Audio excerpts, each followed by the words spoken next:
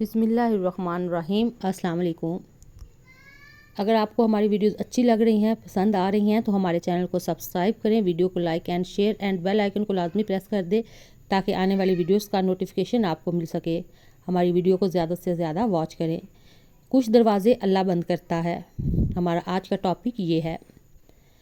کچھ دروازے، کچھ راہیں جو اللہ ہم پر بند کر دیتا ہے تو ہمیں ایسا لگتا ہے جیسے وہ ہمیں سزا دے رہا ہے، ہماری دعائیں نہیں سن رہا، جو ہمیں چاہیے وہ نہیں سمجھ رہا، جبکہ کچھ راستے ہماری ہی بہتری کے لیے بند کیے جاتے ہیں کیونکہ آگے جا کر ہمیں ان سے زیادہ تکلیف ملتی ہے۔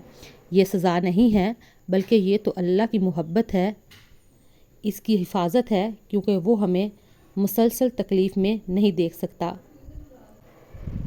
ہمارے فیصلے ہماری چاہت کے مطابق ہوتے ہیں جبکہ اللہ کے فیصلے ہماری بہتری اور ضرورت کے مطابق ہوتے ہیں، لیکن ہم یہ بات اکثر بھول جاتے ہیں کہ وہ سنتا بھی ہے، جانتا بھی ہے، دیتا بھی ہے، ہر بات کا علم ہے اللہ کو۔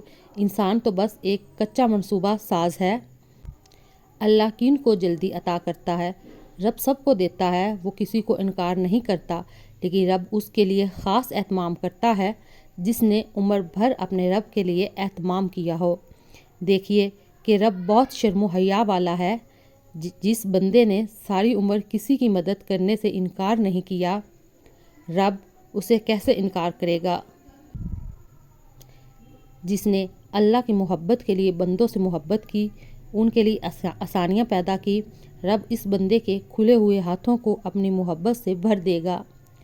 جو شاکرین میں سے ہو اور پھر ایسا بندہ اپنی ضرورت اپنے رب کو بتائے تو رب کہے گا ایسا صابر و شاکر بندہ ہاتھ پھیلا کر بیٹھا ہے، اس کے ہاتھ گرنے سے پہلے اس کی قبولیت سے نواز دیا جائے۔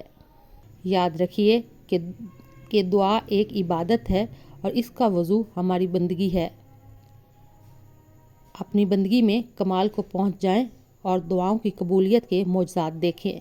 یہ تھا ہمارا آج کا ٹاپک۔ اجازت دے، اللہ حافظ۔